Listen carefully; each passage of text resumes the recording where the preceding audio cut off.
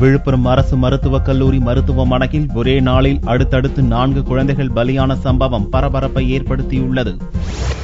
விழுப்புரம் முண்டியம்பாக்கம் அரசு மருத்துவக் கல்லூரி மருத்துவமனையில் புதனன்று காலை அடுத்தடுத்து 4 குழந்தைகள் உயிரிழந்தன. உளுந்தூர்பேட்டையை அடுத்த ஆனத்தூர் கிராமத்தைச் சேர்ந்த ஜனார்த்தனின் 27 நாளான பெண் குழந்தை, திருக்கோவிலூரை அடுத்த ரெங்கராஜநல்லூர் கிராமத்தைச் சேர்ந்த இளையராஜாவின் ஆண் குழந்தை, திருக்கோவிலூரைச் சேர்ந்த ராஜேஷின் ஆண் குழந்தை, சங்கராபுரத்தை அடுத்த சீர்பானந்தல் கிராமத்தைச் சேர்ந்த முனியனின் ஆண் குழந்தை ஆகிய 4 குழந்தைகள் இறந்து போயின. அடுத்தடுத்து 4 குழந்தைகள் இறந்தது அதிர்ச்சியை ஏற்படுத்தியுள்ளது. அரசு மருத்துவமனைகளின் நிலை மிக மோசமாக உள்ளதாக பொதுமக்கள் தெரிவித்தனர்.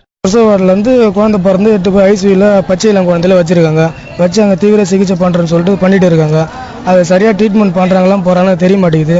இன்னைக்கு காலையில 4 குழந்தை இறந்துருச்சு. ஒரு 3 குழந்தைங்க மட்டும் இப்போ கை மூலியமா பம்ப் பண்ணியிருக்கோம். அதில் என் குழந்தை ஒரு குழந்தை. அதுக்கு டைம் சொல்லியிருக்காங்க, 1 மணி நேரத்தில் சரியாயிடும்னு சொல்லியிருக்காங்க. சரியாகலாம் நாங்கள் எங்கள் கையில் உத்தரவாதம் கிடையாதுன்னு சொல்லிட்டாங்க. ஆனால் ஏன் இறந்தது இன்னும் இறந்துன்னு எதுவும் சொல்ல மாட்டாங்க. மூச்சு திணறல் மட்டுமே தான் சொல்கிறாங்க. வேறு எந்த காரணமும் எந்த டாக்டரும் அதுக்கு எந்த ரெஸ்பான்ஸும் கிடையாது.